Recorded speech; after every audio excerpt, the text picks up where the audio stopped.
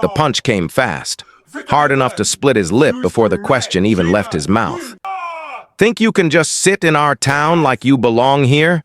Sergeant Donovan snarled, driving his fist into Alexander Hayes's jaw. The alley behind the Emerald Brew Café echoed with the dull thud of impact. Rainwater mixed with blood, dripping onto the pavement. Officer Harlan laughed behind him, a cruel sound cutting through the drizzle.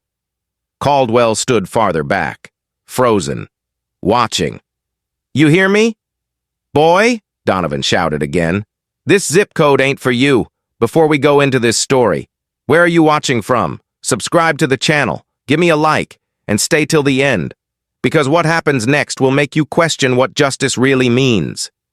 Alexander didn't move.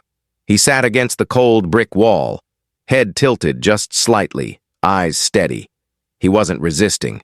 He was memorizing every face, every badge, every voice. Donovan's hand trembled slightly when he pulled back. Harlan's laughter covered his nerves. Caldwell's eyes darted toward the mouth of the alley, guilt flickering beneath his fear. Alexander saw it all and said nothing. "Say you don't belong here," Harlan hissed, kicking him in the side. The blow stole his breath, but he refused to groan. He'd endured worse. In Iraq, in silence, under fire. Pain, he'd learned, was a form of language. The only question was who it taught. Donovan grabbed a fistful of Alexander's collar and leaned in close enough for him to smell the mix of coffee and whiskey on his breath. "You think that suit makes you better than us?" Alexander's jaw tightened, but he didn't respond. His silence enraged Donovan more than any insult could. "Yeah," the sergeant growled. "I thought so." Another hit. The world flashed white, then black, when the officers finally walked away. Alexander remained motionless, the rain falling harder, washing streaks of blood from his face. He turned his head slightly, looking at their retreating figures, and whispered under his breath, "I see you." For several minutes he sat there, breathing through the ache, tasting iron on his tongue. The drizzle softened to a steady rain. He pushed himself up, brushed off his coat, and straightened his shoulders. No sirens, no witnesses, or so he thought. Across the street, through the misted glass of a parked sedan, a camera lens blinked red. His phone buzzed a few minutes later as he reached his car. The message was short. "I saw everything. I have proof." It was signed, Laura Kincaid. That name lingered. He knew it. An investigative journalist, fearless, known for exposing corruption in police departments up and down the West Coast. She'd once written about the case that changed his life, the day his older brother, David Hayes, was shot by police in Chicago back in 2005. The words of her article had burned into his memory. "Justice delayed is a wound that never heals." Now, standing alone in the Bellevue rain, Alexander realized the wound had never closed. He drove back to his safe house on the edge of Lake Washington, a minimalist space of glass and steel, empty except for a couch, a desk, and a single framed photograph of David in Marine uniform. The photo sat where Alexander could always see it, but never touch it. Tonight, though, he reached for it, thumb brushing over his brother's face. They did it again. David, he whispered, but this time, they picked the wrong man. He cleaned the cut on his lip, stitched the gash above his brow with practiced hands, and turned on his laptop. The glow filled the darkened room as he logged into the FBI's internal system. His credentials as an HRT agent granted him access few could trace. Within minutes, files appeared. Disciplinary records, complaint lists, hidden settlements, Donovan, Michael, 25 excessive force complaints, Afghanistan veteran, bribery suspicion in 2022, Harlan, James, gambling debts, 2 suspensions, ex-wife filed restraining order, Caldwell, Ethan, clean record, except for a private insurance lien, $75,000, child with congenital heart condition. But then Alexander's scrolling stopped cold. A detail in Donovan's record caught his eye. Unit assignment, Kandahar. 3rd Battalion, 2004. Attached, Agent David Hayes. His pulse slowed. Donovan had served with his brother. Maybe even the day David died. That meant the man who had just punched him in an alley once stood shoulder to shoulder with his family's blood. The rage that followed wasn't loud. It was quiet, controlled. The kind of fury that built plans, not chaos. He leaned back, staring at the screen until his reflection blurred. Then he began typing, fast, methodical, notes, timelines, behavioral triggers. He pulled out a notepad and wrote 2 words in black ink. Project Rainier. This would not be about revenge. It would be about exposure, precision, the dismantling of power from the inside out. He activated his drone console.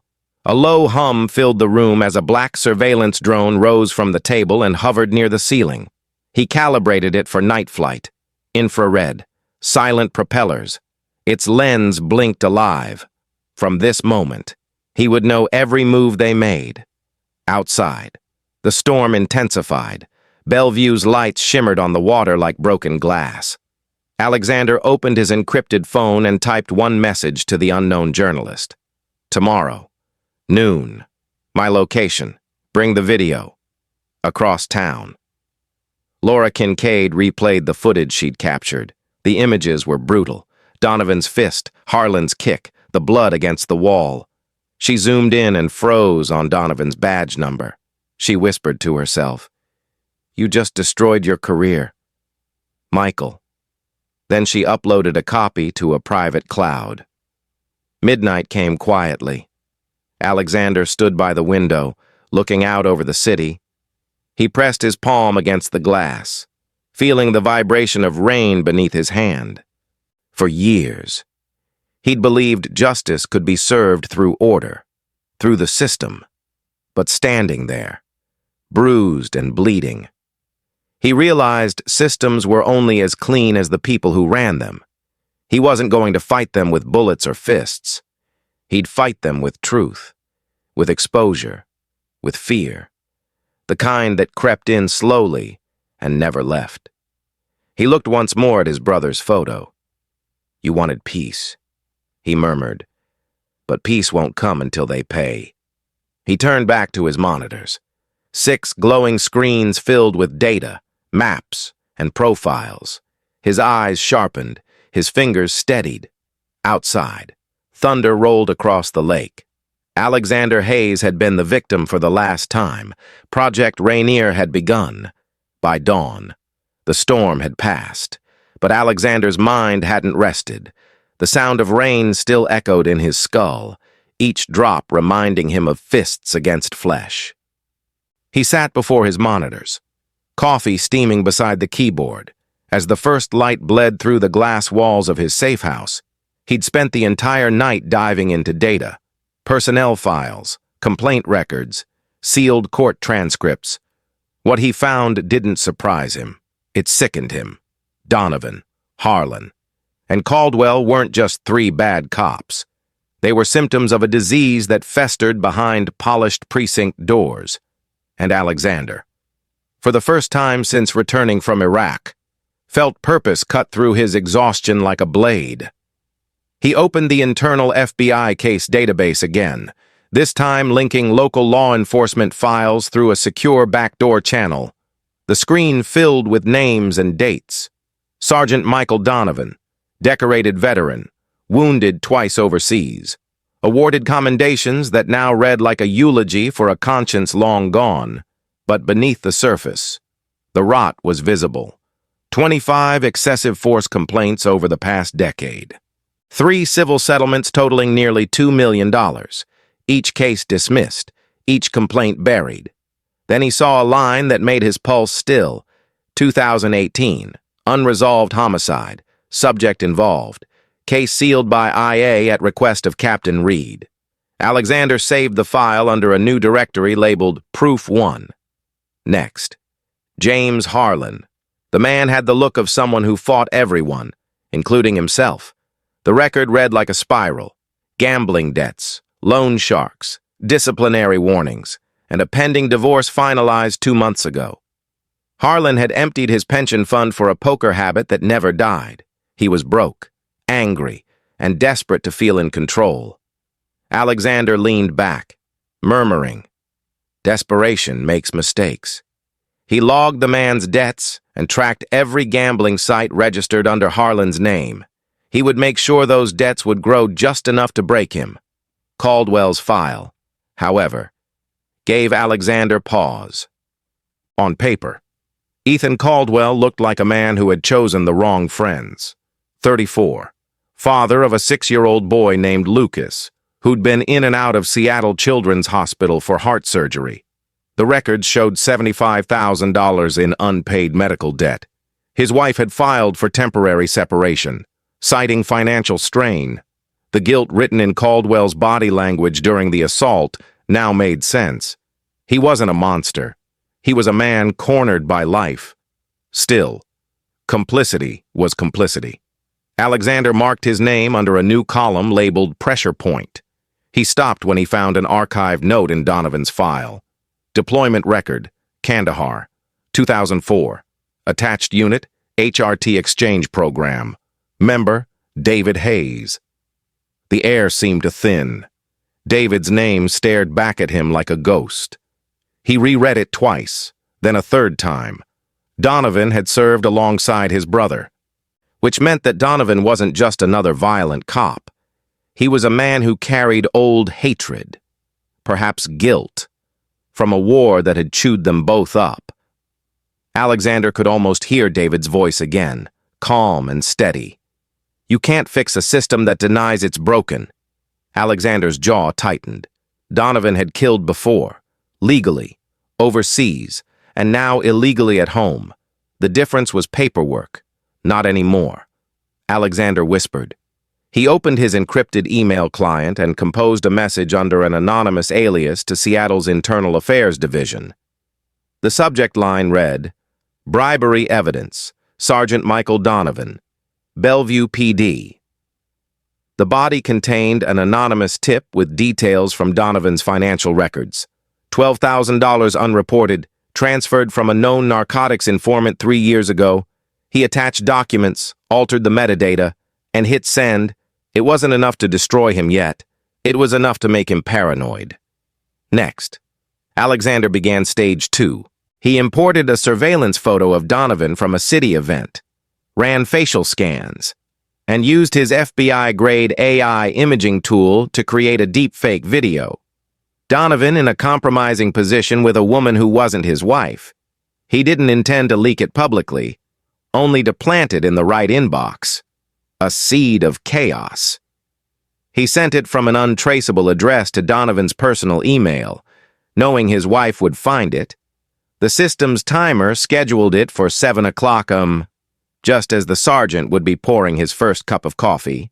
Then, using the drone's feed, Alexander zoomed in on the dim light of Donovan's suburban home across the lake.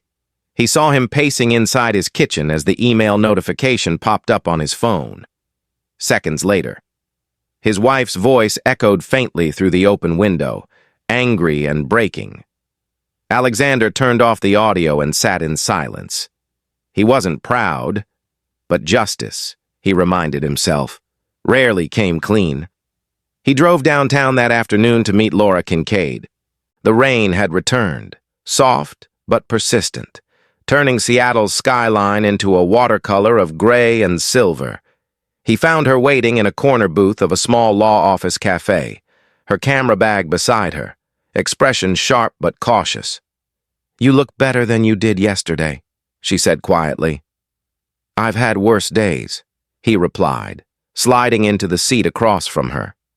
"I watched the footage again," she said, lowering her voice. "If I release it, the department will bury me before it buries them. That's why you won't release it," he said. "Not yet." Her eyes narrowed. "So what's your plan? Agent Hayes?" He took a slow sip of coffee, meeting her gaze. "I'm going to make them destroy themselves." She didn't respond at first, studying him. You sound like a man who's done this before. I've done worse, he admitted. He told her just enough. About Project Rainier, about the files, about the connection between Donovan and David. Her face softened when she heard his brother's name. David Hayes, she said quietly. I remember that case. I covered it for the Tribune. Alexander nodded. He died because someone fit the description. Laura's hands tightened around her mug. Then let's make sure his name means something. They spent an hour outlining the plan. She would track the public side, court leaks, background whispers, media timing. He would handle the invisible war, data, deception, and control. Don't contact me directly, he told her as they stood to leave. I'll find you. Back at his safe house that evening, Alexander monitored his traps taking hold. Donovan's phone records spiked with calls to internal affairs and his precinct captain. His wife had left their home by noon. Caldwell, meanwhile, had logged into his department database from a hospital network, searching pediatric charity programs, likely for his son. And Harlan? He'd spent 4 hours gambling online, losing money he didn't have. Alexander smirked. You're all walking yourselves to the edge. Near midnight. An alert pinged across his monitor. Donovan's precinct file had been flagged for review by internal affairs. One seed planted, one thread pulled. He leaned back, rubbing the tension from his temples. It was working. Slowly, invisibly. But as he scanned through his drone feed again, something unsettled him. Donovan stood in his driveway, head tilted upward, scanning the sky as if sensing eyes above him. Alexander immediately powered down the drone and muted the feed. Not yet. He murmured, You don't get to see me. He shut off the lights, the room plunging into darkness except for the faint reflection of the lake beyond the glass. The rain began again. Harder this time, drumming against the windows like a warning. He sat there, alone with the sound, knowing this was only the beginning. Donovan was unraveling. Harlan was drowning. Caldwell was breaking. And Alexander Hayes, once the victim bleeding in an alley, was becoming something else entirely. Justice had a new architect, and his plans were only in phase 2, by the end of the first week. Sergeant Michael Donovan had stopped sleeping. Every sound outside his window felt like surveillance, every passing car like a tail. The email Alexander sent had done its work. His wife had moved out with their teenage son, leaving a note that simply said, You disgust me. He'd smashed his phone that morning, then drove to the precinct in silence, eyes darting to the rearview mirror every few seconds. Inside. His fellow officers noticed the change. The once boastful sergeant now jumped at the sound of the coffee machine. When Harlan joked about his love life, Donovan nearly broke his nose. Caldwell tried to calm him, but the sergeant's paranoia was already in full bloom. Somebody's coming for me, Donovan muttered, pacing his office. Someone's watching. He didn't know how right he was. Across the lake, in the dim blue glow of his safe house, Alexander watched every movement through his drone feed. He saw Donovan's house at 3 a.m., lights flickering on, then off again. He saw him pacing the driveway with a flashlight, searching the bushes, muttering to himself. The cracks were widening. Alexander typed another command, a private email to Internal Affairs, again anonymous, this time containing the exact coordinates of an old cash drop tied to the 2022 bribe. The subject line read, Evidence left behind, within hours. The IA system flagged the case for review. The noose was tightening. By the following morning, Donovan's world began to crumble publicly. Internal Affairs called him in for questioning about financial irregularities. He left the meeting red-faced, shouting that it was a setup. That same night, a second storm hit Seattle. Thunder rolled across the lake as Donovan poured whiskey into his glass, pacing the living room. His hands trembled. The television played some local news broadcast about rising police misconduct cases. Alexander had arranged that segment with Laura's help. Every phrase hit Donovan like a hammer. Abuse of power, unaccounted funds, officers under scrutiny. Alexander sat in the dark, headset on, recording every word from the bug he'd planted through the drone's sonic relay. He didn't need to be near Donovan. He just needed him to feel surrounded. At 10:43 p.m., Alexander's computer pinged. Donovan had left his house. Driving toward Bellevue's central district, Alexander launched the drone, keeping distance, through the rain-soaked lens. He followed the black SUV as it turned onto Lakeview Drive and stopped outside a two-story home, Donovan's captain's residence. He watched as the sergeant stormed up the steps, waving papers, shouting, "Inside." The captain's wife appeared at the door, frightened. Donovan slammed his fist against the frame, yelling accusations about betrayal and internal spies.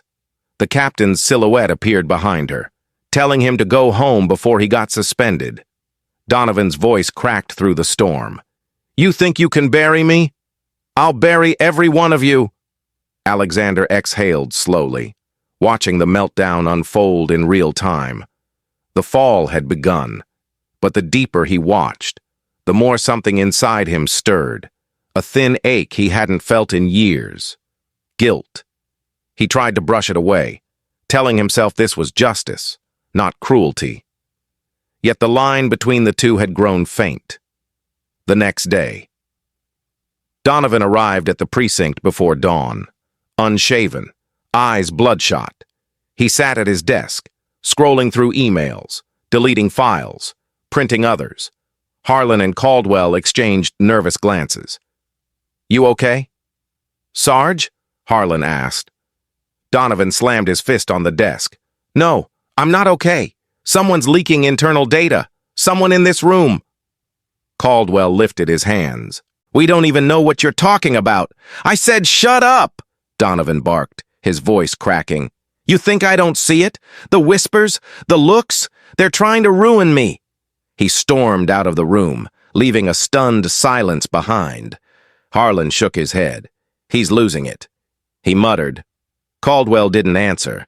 He looked out the window toward the rain, wondering if maybe, just maybe, they were finally reaping what they'd sown that evening. Donovan drove to a motel outside the city, a rundown place off Highway 520. Alexander's drone followed at high altitude, invisible against the clouds, from the feed. He saw Donovan pacing inside his room, tearing pages from an old folder. Then, suddenly, Donovan froze. He looked down at something on the floor. A photo. Alexander zoomed in. The image was faint but familiar. David Hayes, standing in desert fatigues beside a group of soldiers. The photo had been in Donovan's possession for years. He stared at it for a long time, breathing unevenly, then punched the wall. "You," he whispered. "You're behind this." Alexander's blood ran cold. He hadn't expected this connection to surface so soon. Donovan had found the link, David's face, the resemblance.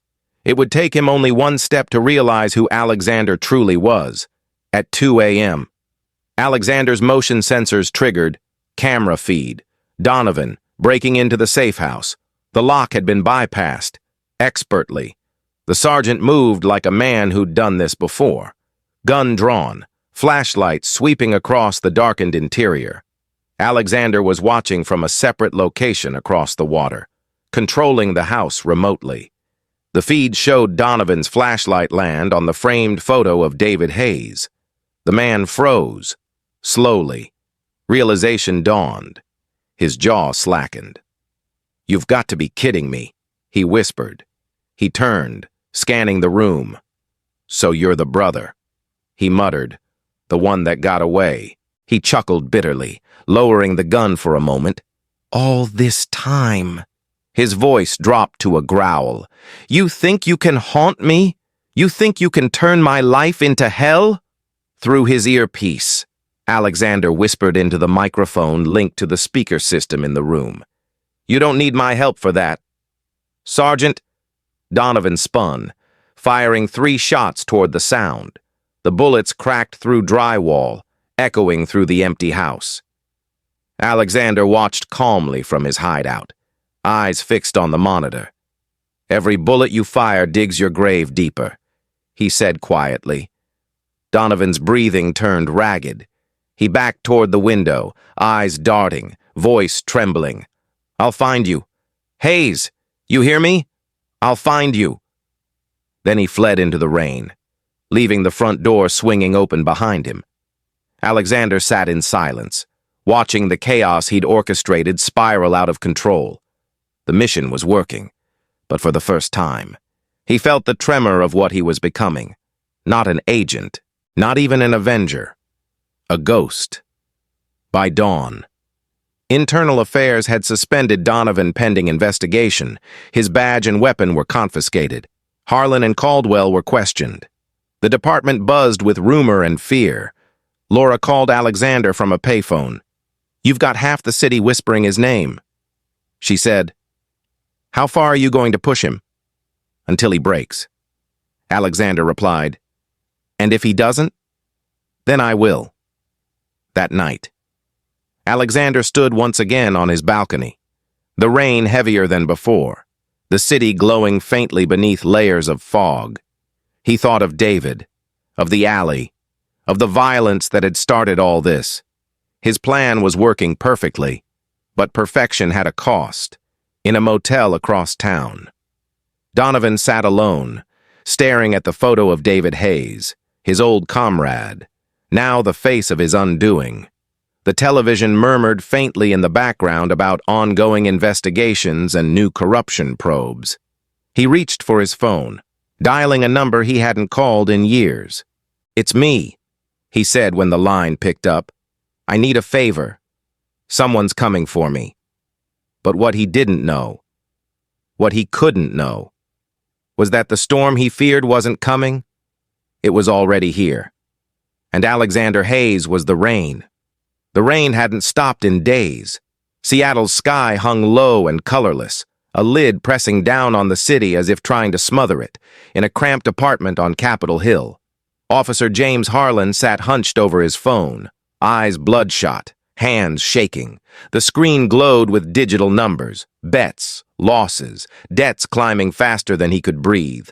His last $50 vanished with a red flash on the gambling app. He stared at it, chest tightening. The voice in his head whispered the same thing it always did. Double or nothing. But there was nothing left to double. Harlan looked around his apartment. The stained carpet, the unpaid bills, the empty whiskey bottle on the floor. His ex-wife had taken everything that mattered. The furniture, the photos, the little girl who used to sit on his lap while he pretended not to be the kind of man he'd become. The only sound now was the slow drip of rain against the cracked window.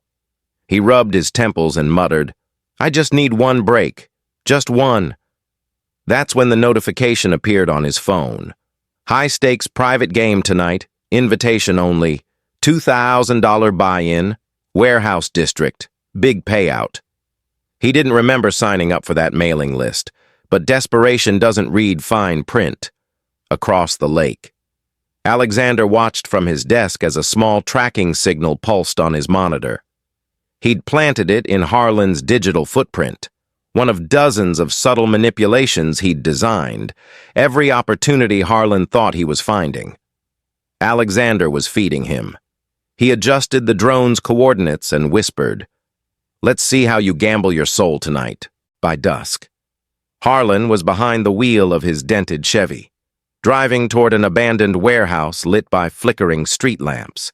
The air smelled like rust and oil. Inside. A few men in suits sat around a poker table beneath a hanging light, their faces half hidden in shadow. Harlan forced a grin, threw down his cash, and took a seat. The dealer nodded once. The game began. It didn't take long for the trap to close. Each hand tightened around him like a noose. His luck turned fast, too fast, within 40 minutes. He was out $15,000, then $18,000, then everything. Sweat rolled down his temples. His voice cracked when he said, "Double or nothing." The man across from him, one of Alexander's hired players, smiled coldly. "You sure, officer?" Harlan's throat bobbed. "Deal the damn cards." 2 hands later, he was ruined. The dealer leaned forward, pushing the chips away with deliberate slowness. "Tough night, friend." Harlan's breath came shallow. I can get you the money. Give me a few days." The man chuckled. "You cops always think time's on your side." When Harlan stumbled out into the rain, the reality hit like a brick. He was broke, drunk, and cornered. His badge couldn't save him from the kind of men he'd just lost to. His mind spun. 20,000. The department's evidence room had at least that sitting untouched. Cash from a recent drug seizure. The idea came dark and quick, like a reflex. Hours later, he slipped through the precinct's side entrance. The hallways empty and silent. He bypassed the security camera he'd once helped install, used his clearance card, and opened the storage vault. The fluorescent lights hummed overhead. He took the bundle of marked bills, stuffed them into a duffel bag, and told himself it was just a loan. He'd win it back. He'd fix everything. But deep down, he knew that was a lie. Alexander watched the theft live through a hijacked security feed. He didn't move. He didn't need to. The self-destruction was happening exactly as planned. Still, there was no satisfaction in watching a man dig his own grave. Only silence. By the next afternoon, Harlan was back at his apartment, soaked in sweat and guilt. He laid the stolen cash on the table. Staring at it like it might start speaking, he whispered, "One win, and I'm out." But his phone stayed dark. No new games, no second chances. Just a single text message from an unknown number. "How much more are you willing to lose?" "James?" He dropped the phone as if it were burning. Across the city. Alexander closed his laptop, took a slow breath, and whispered, "Time for your confession." That night, Harlan returned to the warehouse, hoping for redemption. Instead, he found the same table empty, the chairs overturned, and a single envelope waiting. Inside was a printed photo. Him, stealing from the evidence room. Below it, typed words, "You lose again." He froze, eyes wide, then shouted into the empty room, "Who's doing this?" "Come out!" The echo answered him. No one else did. By dawn, he was sitting in his car, gun in hand, the barrel shaking near his temple. The world had gone quiet except for the rain. Tears mixed with sweat as he whispered to no one, "I didn't mean for it to be like this." His finger trembled. Somewhere deep inside, the last human part of him screamed, "Don't." Then, like a small miracle, his phone buzzed. An anonymous voice, Alexander's, altered and untraceable, spoke calmly. "Not this way. James." Harlan froze. "Who are you?" "Someone who knows what you did," the voice replied. "And someone who knows what they did to you." "I can't do this anymore," Harlan said, voice cracking. "You can," Alexander said softly, "and you will. You're going to tell the truth." Harlan's hand lowered slowly. The gun dropped to the passenger seat. He sat there, sobbing quietly. Alexander ended the call and dialed 911, masking his number. "There's an officer in distress at Capitol Hill Apartments." He said, "Send someone now." An hour later, 2 patrol cars arrived. They found Harlan still sitting in his car, head bowed, weapon on the floorboard. He didn't resist when they took it. He just whispered, "I'm sorry," again and again. That night, news spread through the precinct. Harlan had confessed to theft under stress and was placed on immediate suspension. Caldwell found him in the locker room before he left, eyes hollow. "Why'd you do it?" "Man?" he asked. Harlan's voice was barely a whisper. "Because I already lost everything." Caldwell hesitated. guilt flickering across his face. They're coming for all of us. James, you feel it too, right? Harlan looked at him for a long moment, then nodded. I think we already let them in. Across the water. Alexander sat watching the reports unfold on his monitor. The system was fracturing. Donovan was paranoid. Harlan was collapsing, and Caldwell was next. Yet the deeper Alexander sank into his operation, the less he recognized himself. His apartment felt colder. The reflection in the window looked older. The justice he'd promised David was taking him with it. He typed a single note in his digital journal. Remind yourself, this is not revenge, it's repair. But even as he wrote the words, they didn't feel true anymore. That night, as Harlan's mugshot appeared on the news and rain whispered against the glass, Alexander whispered back to the storm. 2 down? Then, after a long pause, his tone softened. But how many more before I lose what's left of me?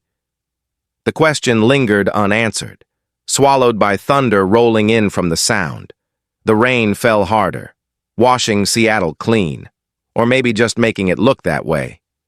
Ethan Caldwell had never feared silence before. But now, in the gray light of dawn, silence felt like judgment. The precinct was nearly empty, just the hum of computers, the hiss of a coffee machine, and the soft tap of his own anxious fingers against the desk. The walls seemed to close in tighter every day. Donovan was suspended, Harlan was gone, and rumors moved through the department like fog, thick, shapeless, and suffocating. Caldwell had always believed he could keep his head down and survive, that if he played by enough of the rules, the system would protect him, but the system was cracking, and he was standing in the fracture line. He looked down at the photo of his son, 6 years old, cheeks pale from another round of heart treatments. Lucas was the reason he wore the badge, the reason he still got up. But even that reason was starting to feel like an illusion.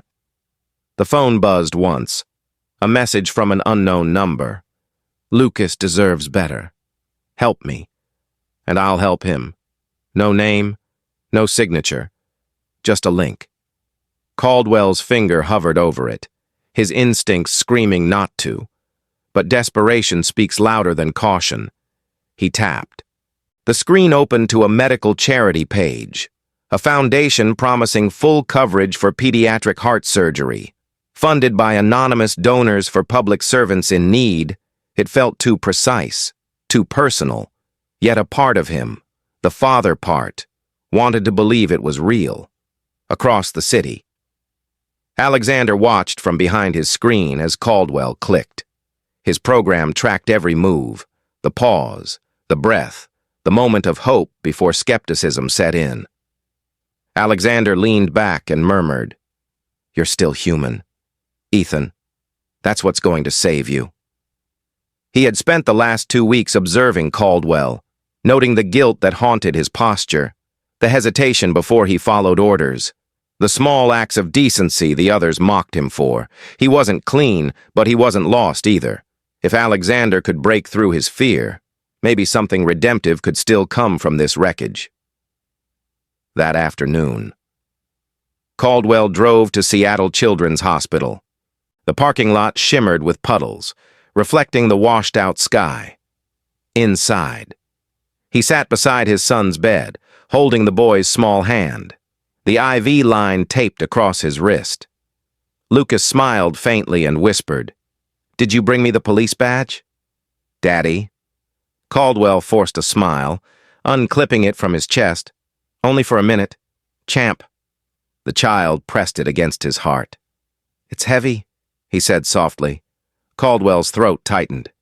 "Yeah," he murmured. "It always is." When he stepped outside, the rain had returned, fine and steady. A man stood under the awning near the entrance, hands in pockets, wearing a black coat. Caldwell almost walked past him until the man said, "You love your boy." The voice was calm, deep. Caldwell stopped cold. Do I know you? The man turned slightly, and though the face was unfamiliar, the eyes were deliberate, focused. Not yet, Alexander said. But I know you. Caldwell's pulse spiked. What's this about? Donovan, Harlan, you know something about both of them, Alexander replied. And you know it's only a matter of time before Internal Affairs starts digging. I don't know anything, Caldwell said quickly, voice sharp with fear. Then you should start remembering, Alexander said, stepping closer. He handed him a small envelope. Inside were photos. Donovan at a warehouse, blood on his knuckles, standing over a man's body. He killed that suspect in 2018. You were there. You filed the report that covered it up. Caldwell froze. His lips parted. But no sound came out. He stared at the photos, each one like a blow. How did you get these? He whispered. I don't need you to ask how. Alexander said quietly. I need you to decide what kind of father you want to be. They stood in silence under the awning, rain whispering against concrete. Finally, Caldwell said, What do you want from me? Proof, Alexander said. The internal file that shows what really happened that night. You get it to me, and I make sure your son gets the surgery. No police, no threats, just truth. Caldwell looked at him long and hard. You're FBI, aren't you? Alexander didn't answer. His silence was enough. That night. Caldwell sat in his car outside the precinct for almost an hour before going in. Every instinct told him to walk away, to pretend he'd never seen that man or those photos. But the memory of his son's pale hand clutching his badge kept him there. He slipped into the records room using his keycard, scanning the shelves until he found the old case file, Incident 1194B, March 17, 2018, Officer-Involved Fatality. He opened the folder. The paperwork was thin, too thin. The witness statement was missing. The suspect's name was crossed out, and on the last page. Donovan's signature gleamed in blue ink. Caldwell's hands shook as he took photos of every page, then carefully put the file back. When he stepped into the parking garage, a familiar voice stopped him. Working late. Partner? Donovan's tone was light, but his face wasn't. He stepped out from behind a pillar, eyes bloodshot, gun holstered but ready. You've been jumpy lately. Ethan, that's something you want to tell me? Caldwell swallowed. Just doing inventory. Funny, Donovan said, taking a step closer. Because Internal Affairs says someone's been leaking files. Now, I'm not saying it's you, but if it were, you'd better pray I find you before they do. Donovan's hand landed on Caldwell's shoulder, heavy and final. You know what happens to rats. Then he smiled, patted his cheek, and walked away. The echo of his boots faded into the rain. Caldwell stood there shaking until his phone buzzed again. A new message. Meet me, tomorrow, Rainier Park, noon. He showed up on time, wearing plain clothes, the city cloaked in mist. Alexander waited near the fountain, umbrella in hand, no threats, no weapons, just two men in the rain. Caldwell handed him a flash drive. Everything's on there, he said. The report, the photos, the missing statement. Donovan killed that man. I covered for him because he told me the guy reached for a gun, but he didn't. He just ran. Alexander looked at him, studying the exhaustion in his face. Why tell me now? Caldwell's voice broke. Because I don't want my boy to grow up thinking silence is loyalty. For a moment, neither spoke. The rain filled the space between them. Then Alexander said quietly, You just saved more than your son. That evening, Donovan confronted Caldwell again, this time in the precinct garage. He'd gotten wind of the meeting, maybe through a leak, maybe just instinct. He slammed Caldwell against a concrete pillar, snarling, You think you can turn on me? After everything? Caldwell didn't fight back. He just whispered, "You killed him! Mike! You killed them all!" Donovan's punch came fast and brutal, splitting Caldwell's lip. "You talk to anyone, and I'll finish what I started," Donovan hissed. When he left, Caldwell slumped against the pillar, tasting blood. He looked up at the ceiling, at the flickering fluorescent lights, and whispered, "It's done." Then he took out his phone and hit send. The file transferred to Laura Kincaid, across town. Alexander watched the upload complete, the green bar filling on his screen for the first time in weeks. He allowed himself a small, weary breath. One truth freed, one soul cracked open. But as thunder rolled over the lake and the city lights blurred through the rain, he knew the next move would not be his. Donovan was cornered now, and cornered men don't surrender. They hunt. Alexander shut off his computer and whispered to himself, "The storm's coming, David, and this time, it's coming for all of us." The night began quiet, too quiet for what was coming. A cold mist drifted across Lake Washington, fog curling around the windows of Alexander's safe house like a warning he chose to ignore. Inside, the room glowed in shades of blue and gray from the monitors lined along the wall. Dozens of live feeds flickered, security cameras, traffic junctions, drone visuals hovering above the city. On one of them, the faces of Michael Donovan and James Harlan appeared. Stepping out of a black SUV parked 2 blocks away, Donovan's jaw was tight, eyes bloodshot, gun at his hip. Harlan followed, shoulders hunched, shaking, his face pale under the flickering streetlight. They moved with purpose, the kind that comes from fear disguised as courage. Alexander's heart beat steady. He'd known this would happen.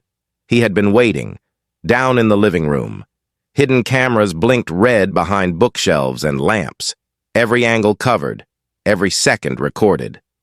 A single light illuminated the table where Alexander had laid out 3 things: a bandage roll, a small camera, and his FBI credentials. He checked the timestamp on his laptop. 10:47 p.m.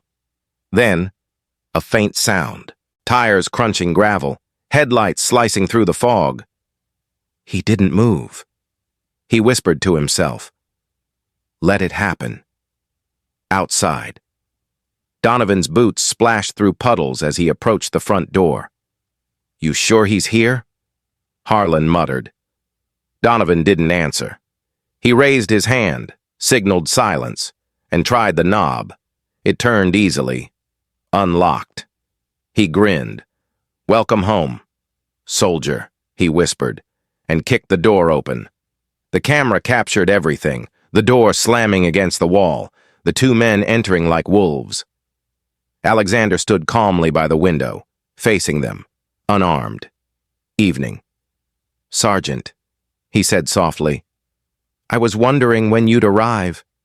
Donovan's smirk faltered. "You think this is funny?" "No," Alexander said. "Predictable." Harlan's voice cracked. "We know what you've been doing. You think you can destroy us from behind a screen?" Alexander tilted his head. "I already have." Donovan stepped forward, gun drawn, the metal glinting under the low light. "You've got some nerve, showing your face after what you've done to my life." "I haven't done anything to your life," Alexander replied, his tone even. "You did. I just made sure the world could see it." Donovan's hand trembled. "You think you're some kind of hero?" "No," Alexander said quietly. "I'm a witness." The moment broke like glass. Donovan lunged forward, striking Alexander across the face with the butt of his gun. The camera caught the impact, the sharp crack, the blood blooming from Alexander's lip. Harlan flinched. "Mike, stop!" But Donovan didn't. He shoved Alexander to the floor, shouting, "You ruined everything! You cost me my family!" He kicked him once, twice, each hit heavier than the last. Alexander's breath came shallow. but his eyes never left Donovan's. "You killed my brother," he said softly. "In Kandahar. You pulled the trigger and called it an accident. You remember that?" The words froze Donovan mid-swing, his face twisted, confusion turning to disbelief. "David Hayes," he whispered. "You're his brother." Alexander nodded, blood at the corner of his mouth. "Now you understand." Donovan's fury returned in a surge. "You think this makes you righteous? You think exposing me makes you a man of justice? You're just like me." He pressed the gun to Alexander's forehead, finger tightening on the trigger. "Say it!" But Alexander didn't flinch. He looked straight into the barrel and whispered, "Justice isn't about you, Michael. It's about the people you destroyed." The sound that followed wasn't a gunshot. It was the soft click of a safety being disengaged. From behind Donovan, Caldwell's voice came through the doorway, shaking but clear. "Put the gun down." "Mike!" Donovan spun around, stunned. "You?" Caldwell's eyes were red, his uniform soaked from the rain. "It's over. The FBI's already on their way." Donovan laughed bitterly. "You called the feds? You think they'll save you?" He turned the gun toward Caldwell. "You're as guilty as the rest of us." "Maybe," Caldwell said, stepping closer. "But at least I can still face my son." Donovan's jaw tightened. He started to raise the gun again, but Alexander moved first. In one swift motion, he grabbed Donovan's wrist, twisted, and drove his shoulder forward. The gun fired once, the bullet tearing into the wall. They struggled, the sound of rain and thunder merging with grunts and broken glass. Then, another shot, louder, final. Donovan staggered back, clutching his shoulder, the gun clattering to the floor. For a moment, everything went still. Harlan stood frozen, eyes wide, hands trembling. "Oh, God," he whispered. "Oh, God. What have we done?" Alexander stood slowly, his breath ragged. "You should have stayed away." He picked up the fallen weapon and dropped it onto the table beside his badge. "That's what separates us. You hide behind power. I stand in front of it." Then came the sound, the faint echo of sirens in the distance, growing louder. Blue and red lights began flashing across the windows. Caldwell exhaled, relief mixing with dread. "They're here," he said quietly. "Yeah," Alexander replied. "Right on cue." Outside, FBI SWAT vehicles screeched to a halt. Armed agents poured out, surrounding the house. Laura Kincaid was already streaming live from across the street. Camera focused on the front door. Her voice carried over the broadcast. "Breaking news from Bellevue. An FBI agent and 2 local officers caught in a violent standoff. The footage you're about to see was recorded in real time." Inside, Alexander leaned against the wall, blood on his hands, exhaustion setting in. He looked at Donovan, who was sitting slumped against the counter, the gunshot wound darkening his uniform. "Why, Michael?" he asked quietly. "After all these years, why keep fighting ghosts?" Donovan's breath came in short bursts. "Because ghosts don't bleed," he muttered. Then he looked up at Alexander, hatred flickering beneath his pain. "You think you won? You just proved we were right about you." Alexander crouched beside him, voice steady but cold. "No, I proved you were wrong about everything." The front door burst open, SWAT agents flooding in, shouting commands.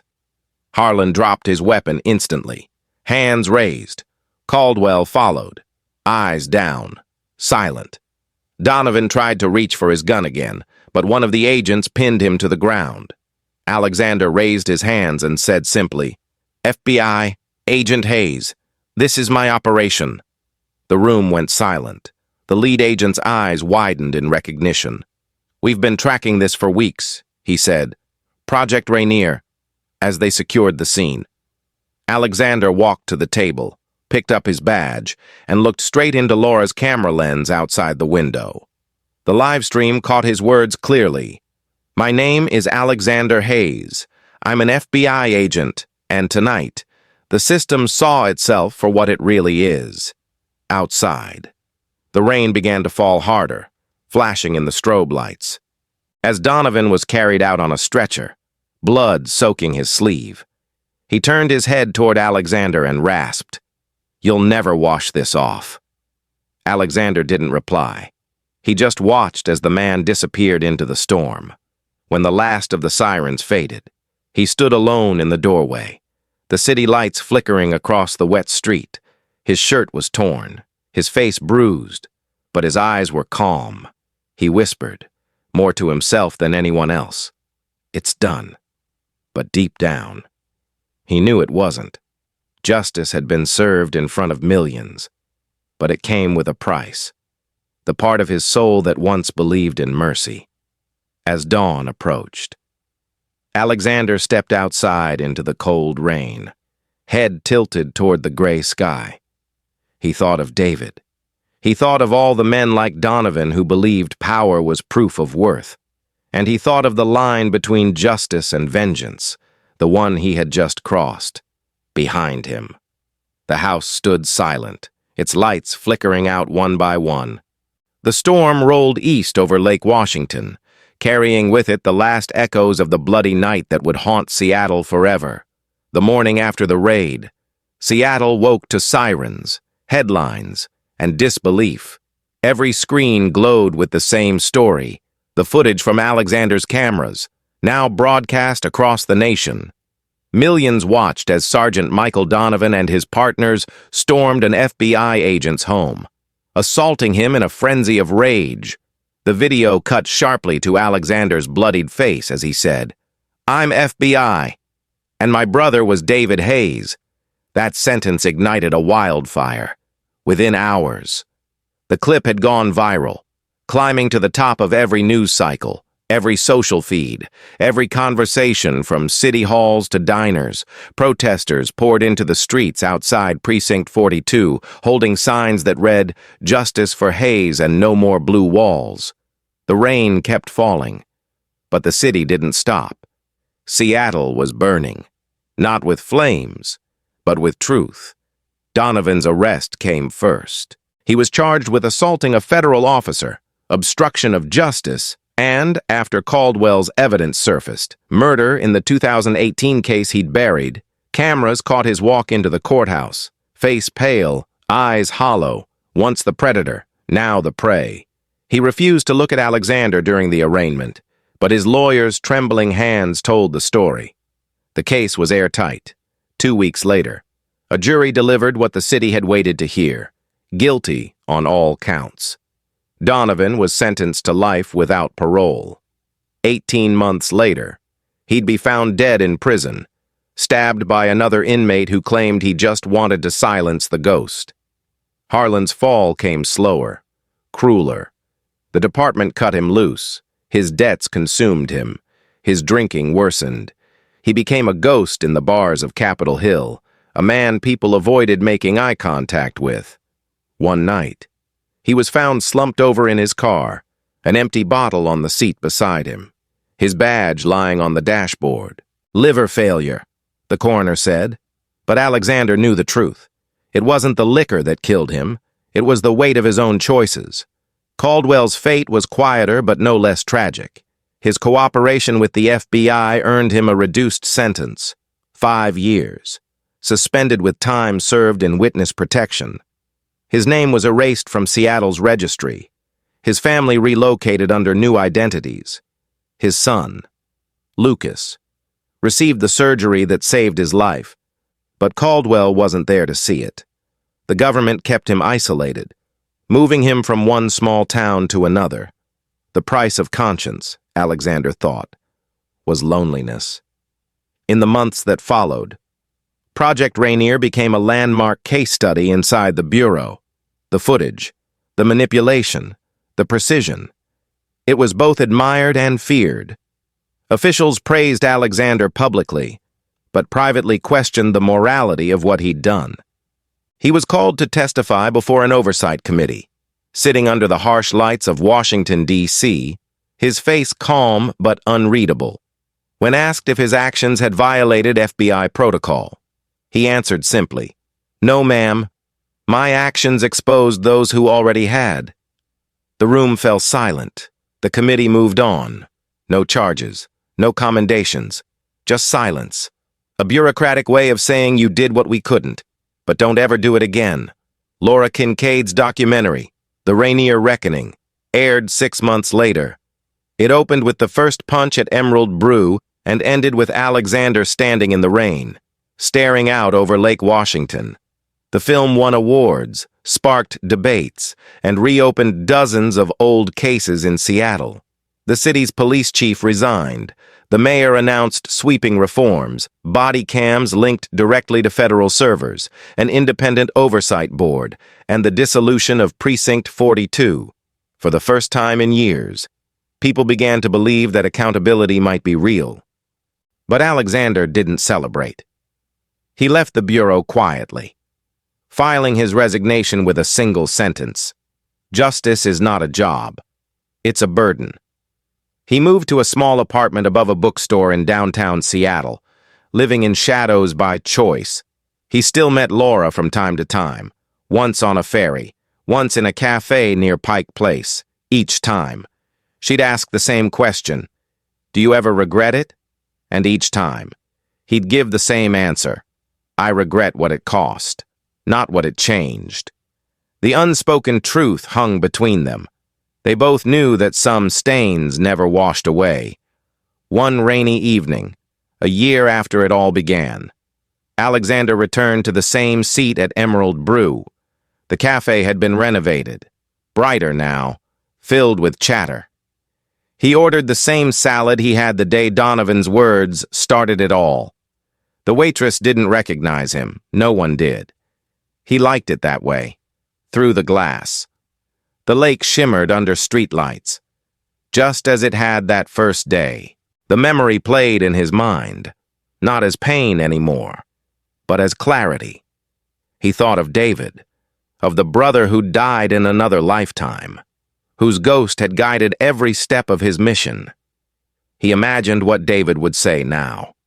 Maybe that vengeance and justice were never the same thing, that healing couldn't come from destruction. Alexander smiled faintly. "You were right," he whispered, "but I had to see it for myself." As he rose to leave, the rain began again, gentle, cleansing, endless. He stepped outside, pulling his coat tight, feeling the cool drops hit his face. Around him, the city breathed, broken, imperfect, alive, somewhere. A child's laughter echoed, the sound bouncing through the narrow streets. For the first time in a long while, Alexander didn't feel haunted.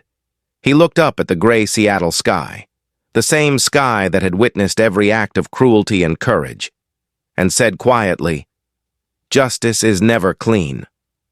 Then he walked into the mist, his figure fading between streetlights, leaving behind the echoes of a city forever changed by the shadow of one man who refused to stay silent. And though he didn't see it, far across the lake, a single beam of morning light broke through the clouds. Faint, fragile, but real. Thank you for watching.